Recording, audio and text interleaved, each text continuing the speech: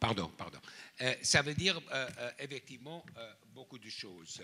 Ce que je vous propose, c'est d'abord de poser une question générale et après à chacun de vous quelques questions rapides. Là encore, je suis très conscient de temps. Alors, on vient d'avoir un rapport de Ernst et Young sur le tempo. Alors, le tempo parle beaucoup de production, de consommation. On est quand même impressionné du fait que maintenant les Américains regardent la télé 287 minutes par jour, que l'Inde rattrape à 189 maintenant ou 199, je ne sais pas. Est-ce que c'est des faits qui devraient nous impressionner?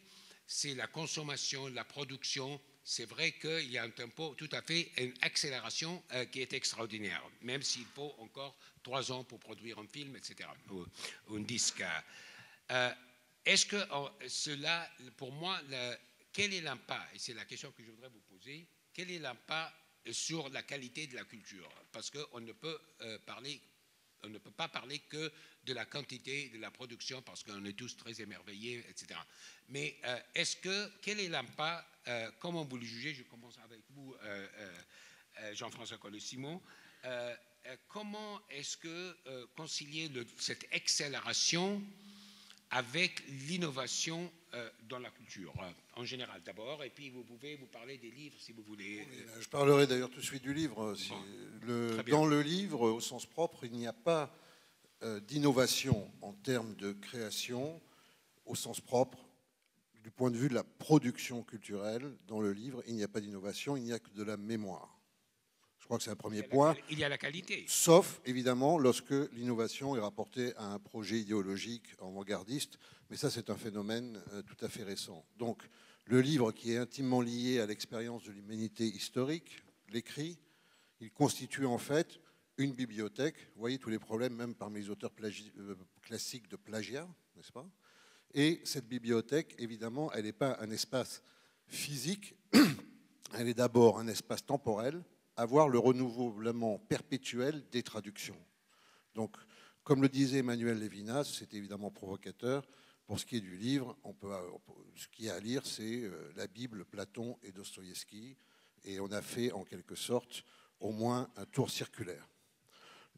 L'innovation, elle est évidemment dans les industries culturelles du point de vue soit de la production matérielle des objets de valeur symbolique, soit dans leur diffusion et distribution. Et là, évidemment, nous faisons face à une innovation radicale qui est celle qu'après la grande ère d'émancipation de l'écrit et du livre marquée par les temps modernes et la reproduction industrielle, nous sommes rentrés dans une ère numérique où, on vient de le voir, les principaux acteurs ne sont pas issus de ce monde de la production culturelle, mais viennent d'ailleurs de la distribution elle-même.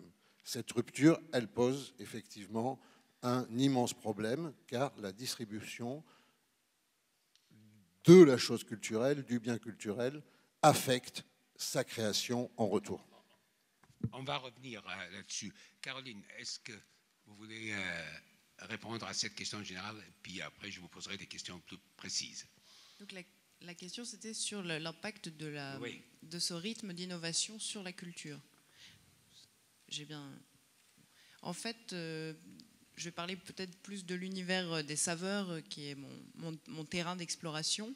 En tout cas, il est intéressant. Enfin, je vais dans votre sens aussi, c'est-à-dire qu'on est dans quelque chose... Quand on parle de l'innovation, il y a, à mon avis, 2 choses. En fait, on parle du nouveau, mais le nouveau... Il peut être un nouveau absolu, c'est-à-dire une invention technique, par exemple, qui n'existait pas et qu'on crée, ou nouveau pour nous, c'est la nouveauté relative. Je prends l'univers des saveurs comme exemple très simple. Le yuzu, ça peut être nouveau pour vous en France parce que vous n'en avez jamais goûté. On n'a pas inventé le yuzu, on l'a juste déplacé. Donc cette innovation, elle est inscrite sur une histoire. Quand bien même on va aller puiser une saveur ailleurs pour créer quelque chose de nouveau, elle ne peut être pensée que dans sa profondeur historique et temporelle, assise sur quelque chose qui est la culture au sens large, c'est-à-dire tout ce qui est l'organisation des échanges interhumains par-delà la nature. Merci beaucoup. Koe, who is the president, I'll ask you the questions in English, yes. Who is the president and the founder of Elephant Design. In your area, how does this apply? You mean the speed and time, yes. Well, when you talk about speed, I think there are a few implications because speed implies X over time.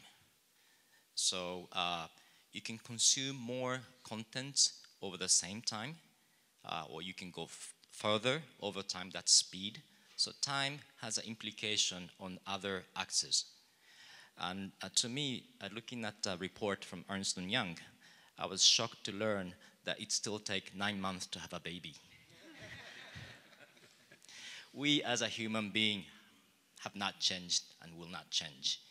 I have just recently become a father, so I know from my experience, I know it happens because for good reasons. And it is true that it takes a certain amount of time to read a book. We don't just flip the page and finish reading a book in a matter of seconds. We can't. Well, maybe some, but no, normally you can't. What faster pace implies to us is that we have more speed to choose that book that we want to read. We can connect to many references in a given time and just search and find out precisely the book that I wanted to read, or maybe even the page that I wanted to gather to write a thesis. So all the time wasted in the past is now going to be saved by being able to search or connect to the point that we wanted to reach. So I think the implication here is not what we do as a human being, but what we shouldn't have been doing as a human being. So the speed is a connotation, the implication on us that we can still improve. We can let robots do that. Aren't we going to search for a lot of things that we don't need also, given the facility? So we should blame the engineer that they haven't done their job yet.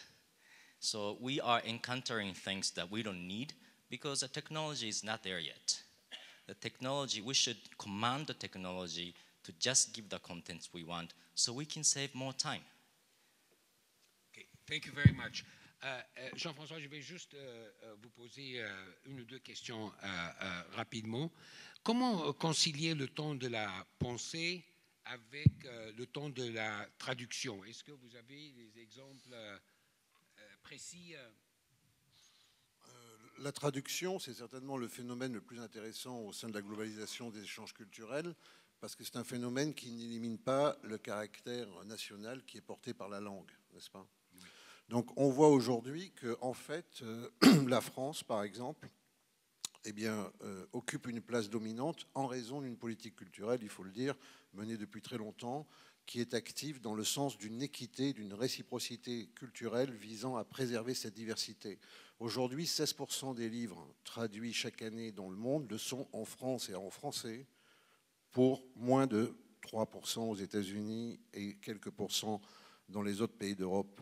Cette volonté de préserver une espèce de bibliodiversité, n'est-ce pas, correspond à l'idée intrinsèque qu'il ne saurait y avoir, s'il y a des langues dominantes, il ne saurait y avoir de langue unique, en quelque sorte, à ce monde qui se dessine, et que les cultures sont intimement liées à leur lieu de production, même si effectivement la traduction permet de les, non pas délocaliser, mais de les transférer. Donc, toute politique qui, je dirais, reposerait sur une hégémonie linguistique, en l'occurrence celle de l'anglais, serait une politique, il me semble, tout à fait condamnable. Chaque année, il y a toutes sortes de langues dites rares qui disparaissent. Ce sont des pans entiers de la mémoire humaine qui disparaissent en même temps. L'équité, c'est réellement de se vouloir dans un échange à la fois évidemment commercial, mais aussi culturel, fructueux. Entre le soutien à l'innovation qu'on connaît et le maintien d'une diversité culturelle, entre la rente et la créativité, est-ce que le rôle de réglementation des pouvoirs publics c'est un rôle important, ils ont un rôle à jouer? Ou est-ce qu'il devrait y avoir un rôle à jouer pour... On connaît la formule de Jean Blindon, le livre, ce n'est pas un objet de consommation, c'est un fait de civilisation, n'est-ce pas? La réglementation, oui, le problème c'est de savoir aujourd'hui comment est-ce qu'on peut réglementer des espaces transfrontaliers, et de ce point de vue-là, les modèles qu'a posé la France, qui ont été très efficaces jusqu'à aujourd'hui, rencontrent certainement des limites. La question, c'est plutôt la maîtrise capitalistique, enfin politique d'abord, mais donc capitalistique ensuite, de la technique et des moyens techniques. De ce point de vue-là, il faut le dire encore, ce n'est pas du cocorico, je ne suis pas venu ici pour faire un exercice d'autosatisfaction, mais il y a une politique énergique menée en termes de numérisation depuis au moins une décennie par les différents ministres de la Culture et par mes prédécesseurs au Centre national du livre, qui fait que oui, il y a une véritable guerre à mener, il y a un véritable enjeu à maîtriser, n'est-ce pas, la manière dont les contenus numériques sont diffusés. Parce que les contenus numériques, ils ont une particularité.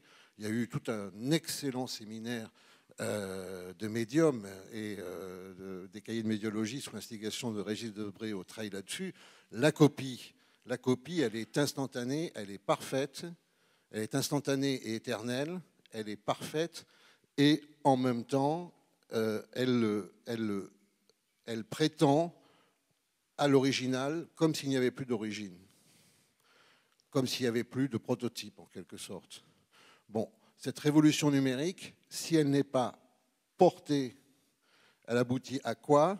Au fait que celui qui s'empare des flux décide du rythme même de la création, parce que dans ce cas-là, comme il est le financeur de la création, dans ce cas-là, la création se retrouve soumise.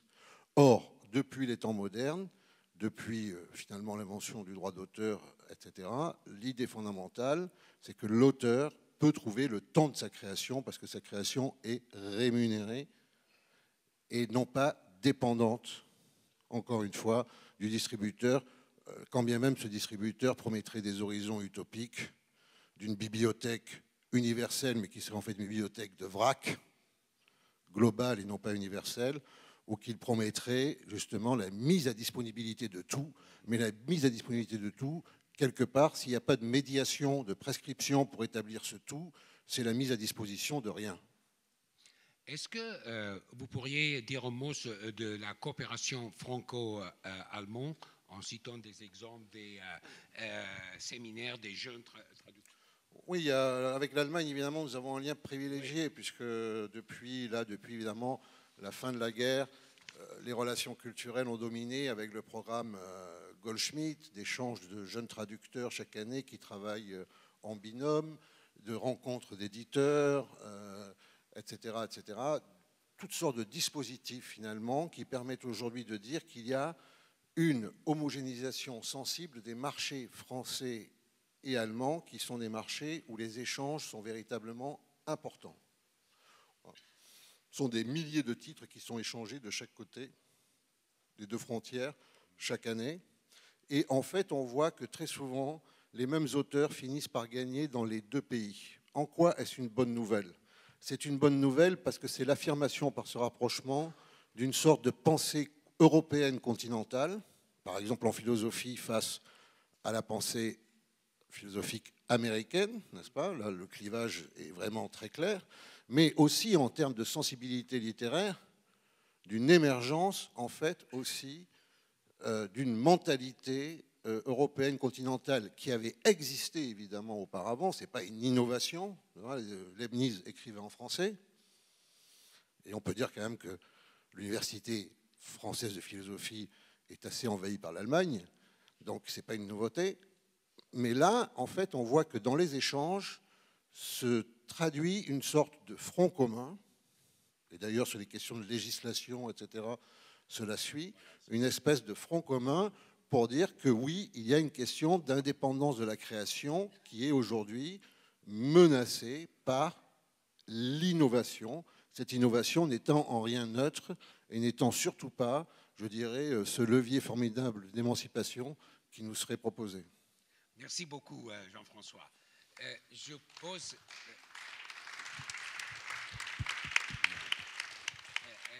Caroline Champion, quand je regarde tout ce dont on parle, c'est-à-dire la philosophie, l'esthétique, l'histoire de l'art, vous avez une passion pour la gastronomie, etc. Je me suis posé la question, quel est son métier? Vous avez effectivement inventé un métier. Alors, est-ce que vous pourriez avoir la gentillesse de nous indiquer en quelques mots de quoi il s'agit exactement votre métier? Parce que je pense que je ne suis pas le seul de poser cette question. Oui, je vais vous expliquer en quelques mots, effectivement. Exploratrice de saveurs. Déjà, être exploratrice, ça veut simplement dire aller voir. Aller voir, ne pas forcément rester cloisonné dans une discipline ou dans un univers spécifique. C'est aller voir, on ne sait pas vraiment ce qu'on va trouver, mais c'est justement le principe. Et le terrain des saveurs, c'est un terrain d'exploration infini qui a ce mérite d'être complètement transversal, puisque, en fait, effectivement, j'ai à la fois une formation en philosophie esthétique, en littérature et en cuisine, pour se dire, il y a une double acception pour le mot goût. De même que tout à l'heure, on parlait de la langue, c'est à la fois l'espace de parole et l'espace de dégustation. Et il y a dans la langue, dans le langage, différents mots comme ça qui font circuler des choses entre deux strates qu'on n'arrive pas forcément à saisir. Exploratrice de saveurs, c'est se poser donc la question en explorant un terrain sous différents angles. À la fois la pratique, qu'est-ce qu'un goût, comment on peut cuisiner un produit, et à la fois la théorie, qu'est-ce que c'est qu'un goût, pourquoi il y a ce double sens du mot, quelle est la relation qui peut exister entre les arts et la cuisine, et comment on peut conjoindre ces différents éléments pour arriver à cerner qu'est-ce que c'est que le goût. Voilà. Et est-ce que le temps et la gastronomie ont un lien? C'est-à-dire, est-ce que le temps a un goût pour vous? Alors, le temps a un goût, et le goût, c'est du temps. En fait, on est dans un endroit qui est assez intéressant, puisqu'on est entouré d'écrans. Alors, si je vous sors une clémentine, je ne sais pas si on peut la filmer, mais si on l'a à l'écran, puisqu'en fait, on est dans une salle où, a priori...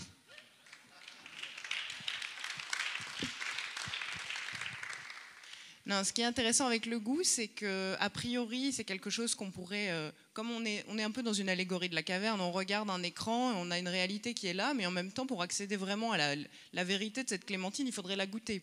Quelque chose qui ne se voit pas et qui, au contraire, se développe dans le temps, dans la bouche. On parle de la longueur en bouche. Et il y a vraiment un temps du goût. Le goût, ça n'est pas immédiatement accessible par la vue. On n'en a que des traces. Et puis, il y a différentes strates de temps. Quand on parle du temps, ce n'est pas une réalité monolithique. Il y a le temps des horloges, évidemment. Donc moi, là, j'ai un prompteur qui m'indique qu'il me reste 20 secondes 54 pour vous parler. Et en même temps, il y a aussi un temps qui se dilate et qui est distinct. Il faudrait arriver à qualifier ces différents temps. Je pense qu'on peut en évoquer au moins 3, rapidement. Le premier temps, c'est évidemment le temps de la dégustation. Alors, d'un côté, c'est totalement éphémère, évidemment, quand on avale quelque chose, il a déjà disparu.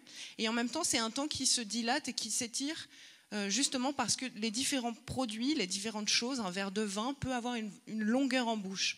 Et la qualité de ce goût va être déterminée par la longueur de ce temps. En même temps, ce temps-là n'existe qu'en fonction d'un autre temps qui est beaucoup plus concret, qui est celui de la production. Tout le charme d'un plat mijoté, c'est d'avoir cuit longtemps. Et c'est cette longueur de préparation qui va engendrer une longueur en bouche, une complexité du goût. De la même manière, évidemment, un vin qui a vieilli va avoir un goût d'une ampleur et d'une complexité bien plus grande qu'un vin qui sera très jeune, même si le Beaujolais nouveau a tout son charme, évidemment. Et puis un pain qui aura levé lentement. Enfin voilà, on pourrait multiplier les exemples, mais il y a vraiment ce temps de la production qui conditionne et détermine le temps de la dégustation. Et en même temps, ces temps-là, qui sont très concrets, sont emboîtés dans un temps beaucoup plus large, l'échelle du temps long, qui est le temps de l'histoire. Je vous prends un carré de chocolat. On va dire le carré de chocolat, il a un goût qui va être plus ou moins long.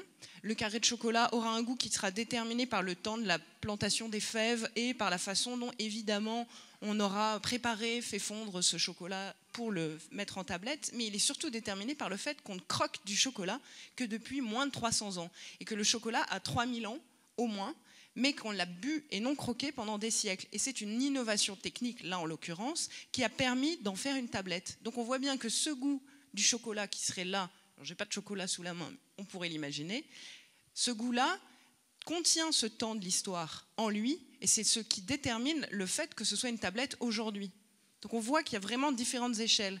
Et le dernier temps qu'il faudrait évoquer, qui est le plus fort dans le goût, c'est celui de la mémoire. Évidemment, mémoire individuelle, votre biographie qui fait que vous avez tel ou tel rapport avec le chocolat en fonction de votre enfance ou de toutes ces choses qui ont très bien été décrites avec la Madeleine de Proust, qui est extrêmement galvaudée, mais qui est très pertinent dans cette recherche du temps perdu. Il dit le temps, un peu de temps à l'état pur. Et c'est cette idée du temps qui dépasse le temps des horloges, le temps compté de la parole ici, ou du moment de la dégustation qui est très éphémère, pour déployer quelque chose qui rappelle des souvenirs et qui en même temps est une mémoire collective.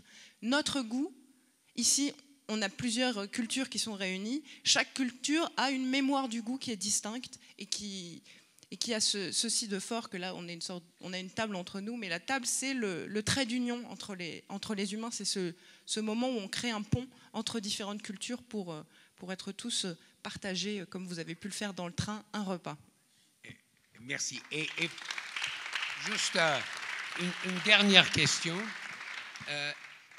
Comme pour ramener notre discussion à un des parapluies de cette discussion, qui est la mémoire, dont vous avez parlé justement, est-ce qu'il y a quelque chose à faire pour transmettre cette culture à la génération future? Ou est-ce que, comme chaque culture a sa Madeleine de toute façon, on n'a rien à faire et donc ça se passe tout seul? Non, la question de la transmission, elle est fondamentale pour la cuisine, évidemment, avec des changements qui ont eu lieu depuis 50 ans, qui sont fondamentaux aussi, puisqu'on a vu, par exemple, la transmission passer de la mère à la fille, ça c'est une transmission très ancienne, à passer à une... Merci.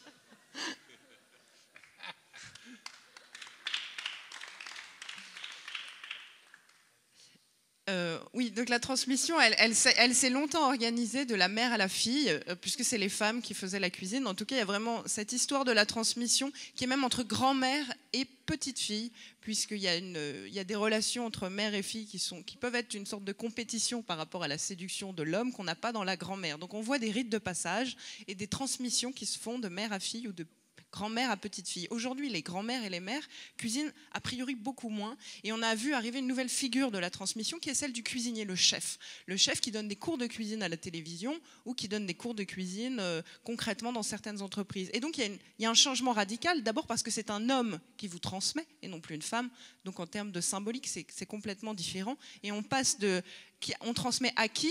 On transmet aux femmes et aux hommes, puisque peut-être que messieurs, vous cuisinez aussi et que vos enfants aussi. Mais la question de qu'est-ce qu'on a envie de transmettre, évidemment, on pourrait dire on transmet des recettes, on transmet des techniques, évidemment, mais on transmet surtout une envie, je pense, une envie de faire et une envie d'aller voir, de semer des graines pour voir ce qui se passe. Et donc ça, moi, c'est ce qui me semble fondamental à transmettre, c'est d'abord l'envie. Merci beaucoup, Caroline. Koé, I just have a few questions very quickly to ask you. You are also an entrepreneur. How do you see your role as an entrepreneur in this, what we're discussing, which is transmission, translation to other cultures? One thing I know for sure is that I don't want to inherit the taste of my father and translate it to my son. I mean, it's going to be terrible. I rather prefer my mother's taste and translate it to my daughter. So, I mean, men are different in many, many aspects. We cannot replicate what our mother used to do. So, as an entrepreneur, I think, especially entrepreneur of this age today, we have an access to more classics. And because it's digitized, that means we have more recipes and more ingredients that we can put on the table and chop it and recreate another recipe, so to say. So we have more freedom than our ancestors or my father's time to come up with new combination of taste and explore a little bit. So to me, I'm not a chef. I don't cook that much, although I do a little. But I'm thrilled because I can access to recipe from the past, recipe from other countries, and also I can access ingredients from many places and come up with my own. So I'm talking specifically about not so much what Caroline was talking about, but your role as an entrepreneur in the design area. Okay. I mean, after all, you have invested a great deal in startups, and that is essentially your role. So, yes. Yeah. How do you see that role as an entrepreneur? Okay, so maybe resonating to what I've said. Yes. We have a largest platform in Japanese that the creator can submit their creation. We allow creators on that platform to copy from each other, but they will not be copied from outside. So it's almost like a protected pool that if you enter, you can copy, but you have to allow others to copy. But if you're outside, you're not allowed to copy. So we have created an ecosystem or platform where people have a sort of freedom to copy, but not being exploited on their intellectual properties. What role do you see for the public authorities in this area? Any? Yes, yes. You do. So I advise Japanese government on IP policies now, but unfortunately, those IP that are not patentable, from a government point of view, they think it's worthless. I see. Because they cannot monetize, they cannot make an industry on top of that, but we think not. Because I see many creators actually monetizing on IPs that they create. Of course, the money they get is marginal, but aggregated together, it means a lot because it's growing. So if you plant a seed now, who knows, in 20 years or 30 years from now, maybe it'll be much bigger. So I think we are witnessing something very small, but it's happening every year, and it's growing little by little because everyone is creating, passing, getting small money back, and it's copyable. So many people are beginning to do that. Of course, the quality is not that high, but some are. I don't know what quality is about. It's time which says it. Do you agree with that? Yes. Well, I hope so. That's my hope. Yeah. Just one last question.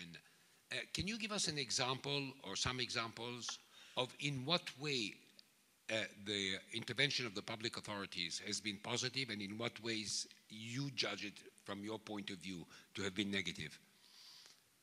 Neither positive, negative. I don't have much expectation to authorities. So we are very patient when we have to deal with authorities. We don't expect too much, but we still try to negotiate with them. But you still think there is a role for the public authority? Yes. Right. That's but it's going to be difficult to change in a quick manner. We have to lobby with we have to give a soft massage and see if the tense muscle get relaxed. But we have to be present all the time and say, hey, the role of consumer has changed. It's not just R&D center that comes up with innovative ideas. It's not just the printer that are printing contents. There are many other players on the market who are taking over the roles, but it's not shaped yet. It hasn't been vocabulary for those roles yet. So officials do not see the trend yet.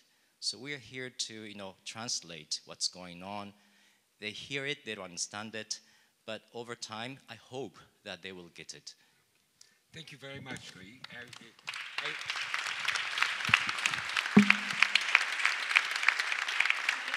I want to thank the three people here who contribute so much to our culture. Thank you very much, Jean-François. Thank you, Caroline. Thank you, Koi, for this very, very wonderful discussion.